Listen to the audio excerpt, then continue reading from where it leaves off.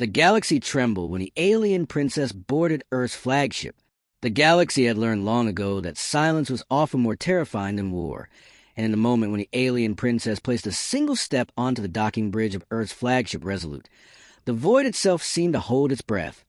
as though the very stars dared not whisper for fear of disturbing the fragile thread of history that stretched across the vast expanse of space. A thread that might snap with one wrong word or one poorly measured glance, and it was Captain Elias Ward who stood at the far end of that illuminated walkway, spine locked in rigid formality, aware that he was not merely greeting a foreign dignitary, but bearing the weight of every nation, every government,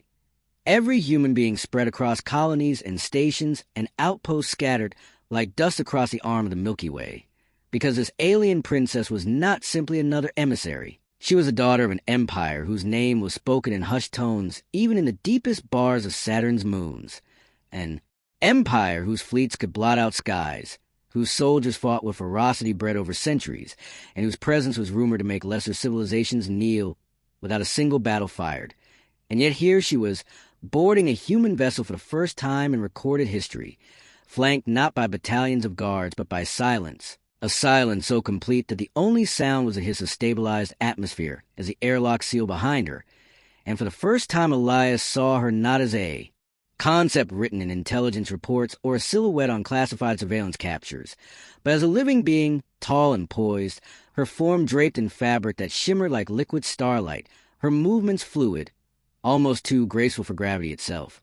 Her hair cascading like a river of pale silver strands that caught the glow of the docking corridor, framing features that were both alien and familiar, eyes too luminous to be human, yet filled with something unmistakably close to sorrow. And when those eyes settled on him, Elias felt the atmosphere thicken, his chest tightening, not from fear of death or destruction, but from the uncanny sense that in this moment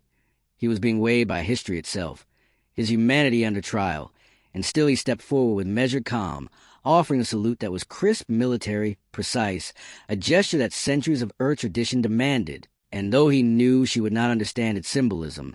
he felt compelled to ground himself in the heritage of his people, to show her that though the galaxy trembled at her presence, humanity did not bow in fear. And when he spoke, his voice carried across the chamber, steady despite the storm within him. On behalf of Earth and her colonies, I welcome you aboard the Resolute, he said, each word chosen with care, aware that the translation devices woven into her attire would catch not only the words but the cadence, the intent, the tone that carried the soul of his people. And there was a pause before she answered, a pause that stretched like an eternity, before her lips parted and her voice, melodic and strangely resonant, filled the air. Then let the galaxy witness that I walk among you.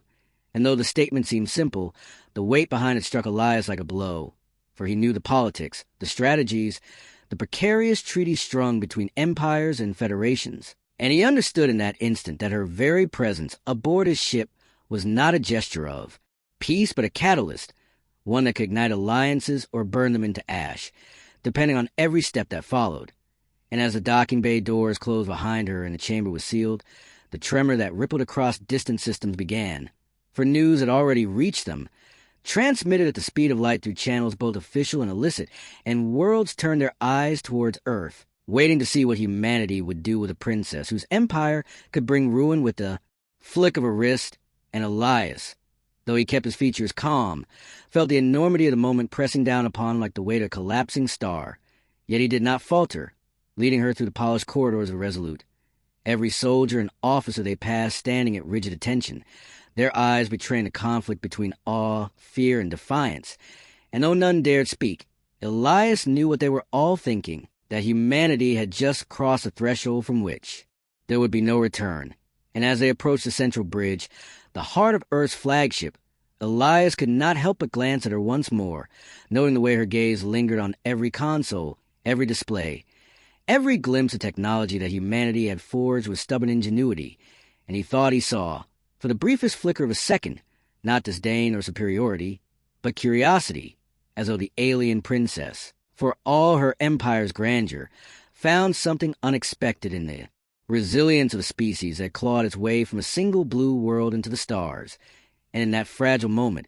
Elias dared to believe that perhaps the galaxy's tremble was not solely one of fear, but of anticipation for what humanity and the alien princess might become together, allies or adversaries, saviors or destroyers. And he realized then that his duty was not merely to command a ship, but to hold the line between annihilation and survival. And as the doors to the bridge slid open, and the eyes of his crew fell upon their alien guest, Elias Ward understood that history had begun to write its most dangerous chapter, one in which he himself was now bound as both participant and witness. When the alien princess stepped fully onto the Earth flagship Dauntless, a silence heavier than any vacuum of space settled over the command deck, a silence that seemed to press against the walls themselves. And though the crew had been briefed that she was royalty of the Veari Dominion,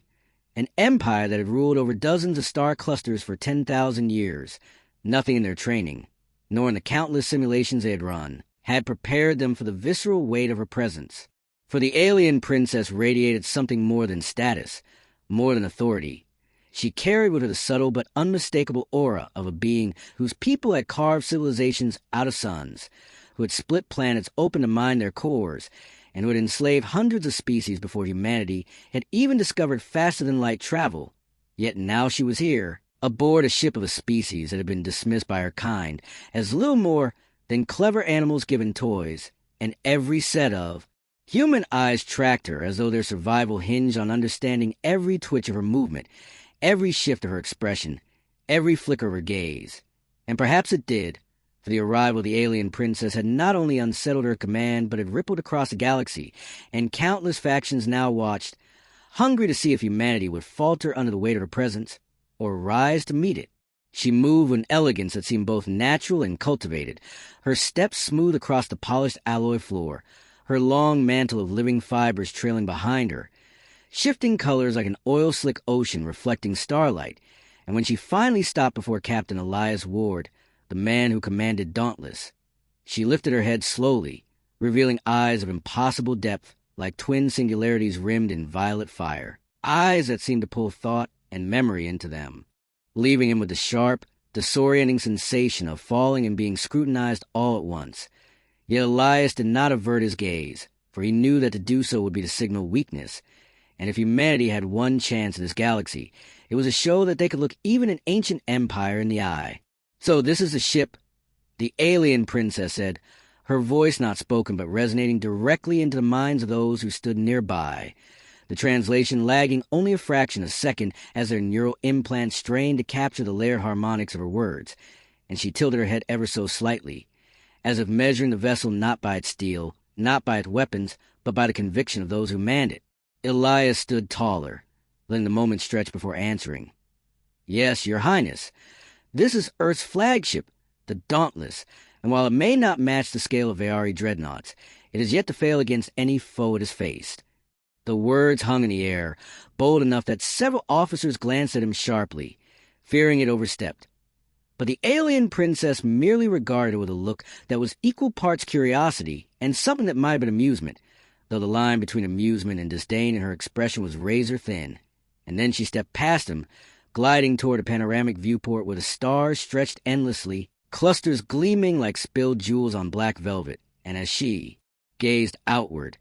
the ship's crew found themselves breathing again, relieved but still taut as wire. She turned suddenly, her mantle flaring, and said, "You know they are coming, don't you?" The word struck Elias like a hammer, though he betrayed no reaction. For of course he knew what she meant, knew that when she defected, if that was truly what her arrival meant, the Veari would come, not with diplomats, not with envoys, but with fleets, and humanity, for all its boldness, had only one ship capable of standing even a chance, the very ship they now stood on. "We know," Elias said evenly, "but we are not afraid." The alien princess studied him with that unbearable gaze, and something unreadable flickered across her features. Then, almost imperceptibly, she nodded, as if acknowledging a truth that even she could not dismiss. The following days aboard Dauntless were unlike any that had come before, for every corner of the vessel hummed with tension, with a sense of history and motion, as humanity's officers, engineers, and tacticians moved not only with duty, but with awareness that every action was being watched, not just by their guests, but by the unseen eyes of the galaxy, for news of the alien princess's presence had spread at the speed of thought. carried by encrypted bursts, relayed by spies, intercepted by pirates, and whispered about in the dens of mercenaries, until every power in the stars knew she had boarded the human flagship, and speculation erupted like wildfire. Speculation about why, about whether she had come to bless them or doom them. Speculation about whether she had come to bend humanity into a pawn of the Dominion or to betray her people to stand with the rising species from Sol. But none of it mattered to the crew of Dauntless, for they had her here, aboard their ship, and her. Silence was a weight greater than any words could have been. She explored the vessel with measured curiosity, accompanied always by guards who never spoke, tall figures whose armor shimmered with fields that bent light, though they never once interfered when she touched the cold plating of the reactor chamber or when she lingered for long moments in the armory, her strange fingers grazing the rail cannons and missile housings, or when she stood in the barracks, regarding the bunks of common soldiers with a stillness that made them shift uncomfortably under her gaze, as though she could see through their skin to the marrow of their loyalty. And always Elias Ward was near, for though he fought in dozens of campaigns and faced down warlords and pirates, and even rogue AIs, he understood that standing near her, speaking to her, answering her questions with calm precision, was the most dangerous mission of his life. For one misstep, one word of weakness, might not only endanger crew, but collapse humanity standing across the galaxy. It was on the 5th day of her presence that alarms ripped through Dauntless, shrill tones that carried the dread weight of inevitability, and officers scrambled to their stations as the tactical display flared to life, painting in crimson the unmistakable signatures of Ari warships, not one or two, but a fleet of 20, emerging from folded space with the elegance of predators slipping into a pen of prey. And though the crew had trained for this, though they had whispered it would happen, the sight still froze the blood of even the bravest among them.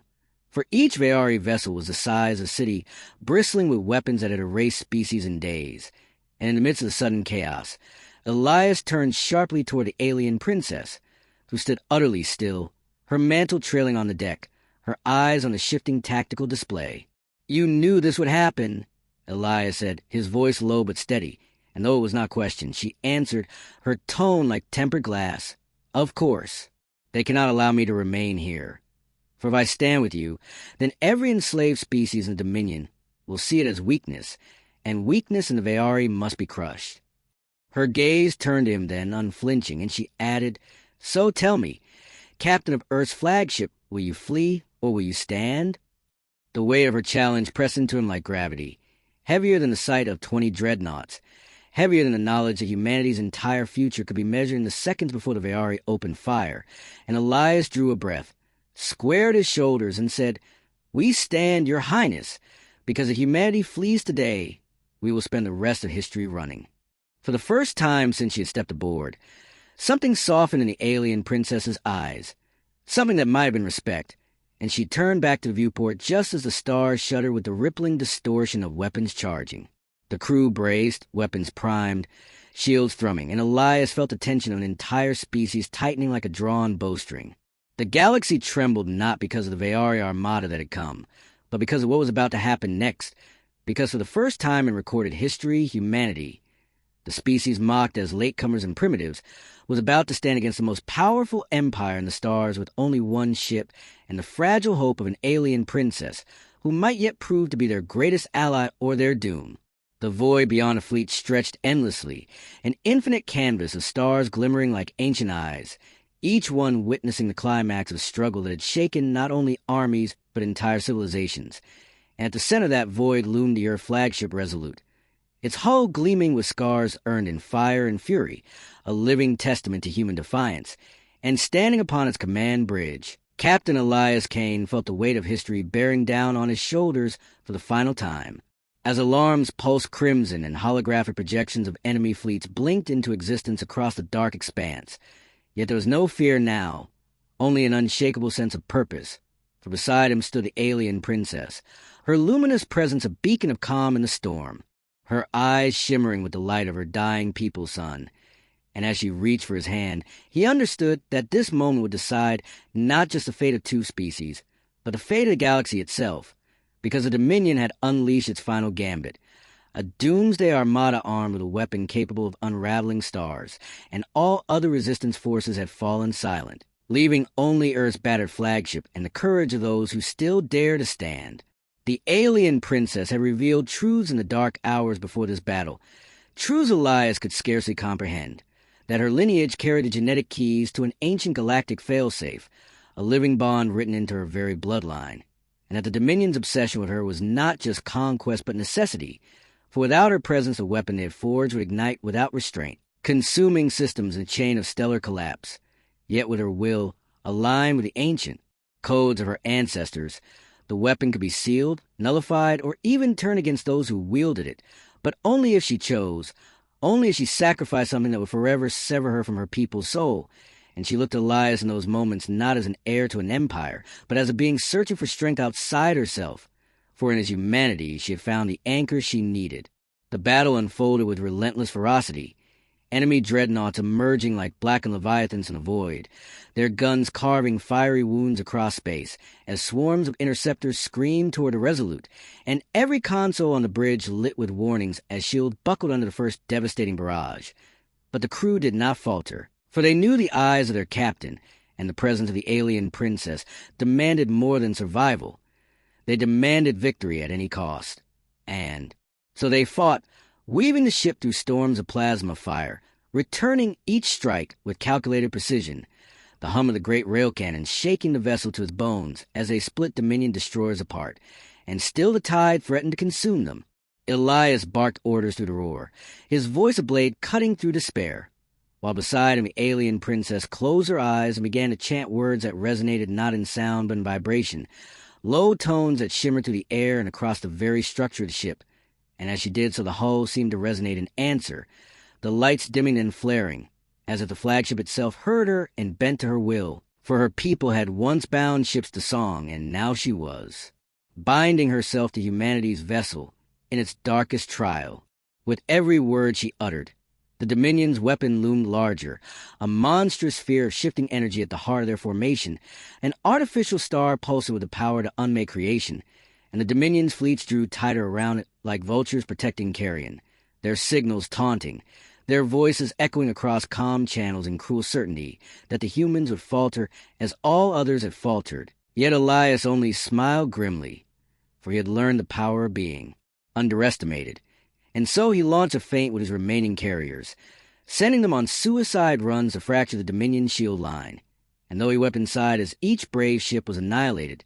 the distraction carved open a narrow corridor through which the Resolute could drive like a spear of vengeance straight at the heart of the weapon. The alien princess's chant grew louder now, her body trembling as energy cascaded through her veins, arcs of pale light dancing along her skin like living lightning. Her eyes no longer just orbs of sorrow, but blazing suns of will, and Elias saw her faltering yet standing, burning yet unbroken. And he understood the cost before she spoke it, that to shut the weapon down she would have to sever her essence from the cosmic lattice that had tied her to her ancestors for millennia, leaving her alive, but stripped of the immortal bond that gave her people's legacy meaning. And still she whispered through clenched teeth, "For them, for you, for all who must live." And Elias gripped her hand tighter, saying nothing, because no words could capture the enormity of what she was about to give. The Resolute pierced the Dominion's final defense line, its guns blazing like the fury of a cornered world, tearing into enemy cruisers with surgical rage, while torpedoes detonated in blinding blossoms of flame, and every crewman shouted in defiance, their voices merging into one unstoppable roar that echoed to the hull. And at that moment the alien princess stepped forward, standing in the heart of the command deck, with a galaxy-spanning network of Dominion code, revealed itself as a vast web of light projected across the void, and she lifted her arms, her voice rising into a final, impossible note that shattered the silence of creation, a sound both beautiful and terrible, and the web quivered, cracked, then collapsed, the Dominion's weapon screaming as if alive as its energy inverted, folding upon itself in a chain reaction that consumed their armada in one incandescent wave, their ships burning to ash in the radiance of their own arrogance. Silence followed, vast and crushing, broken only by the labored breaths of surviving crew as the battlefield cleared, the stars emerging again beyond drifting wreckage, and Elias turned to see the alien princess collapse, her light dimmed, her body trembling as though hollowed, yet her eyes still holding a glimmer of triumph, and he caught her before she struck the floor, holding her tightly as alarms faded into quiet. whispering that they had won, though he knew she had paid a price. No. Victory could repay. Across the galaxy, word spread of what had occurred, of how Earth's lone flagship and a single alien princess had stood against annihilation and triumphed, and the galaxy trembled anew, but not in fear this time, in awe, for the legend of their stand could not be silenced, not by dominion lies, not by time, not by death, for it was etched now into the very bones of history. On the bridge of the Resolute, amidst the wreckage of war and the echoes of sacrifice, Elias lifted his head to the stars and swore silently that humanity would never again stand alone, for they had found kin not in dominance but in shared defiance. And as he looked down at the alien princess resting in his arms, fragile yet eternal in her courage, he knew that whatever path lay ahead would be forged not by conquest, but by the unbreakable bond between the soldier of Earth and the last heir of A. Fallen world, a bond that had reshaped the fate of galaxies and would echo until the stars themselves went dark. And in that vow the story closed, not with despair, but with the blazing certainty that when humanity and hope stood together, no empire, no weapon, and no darkness could prevail.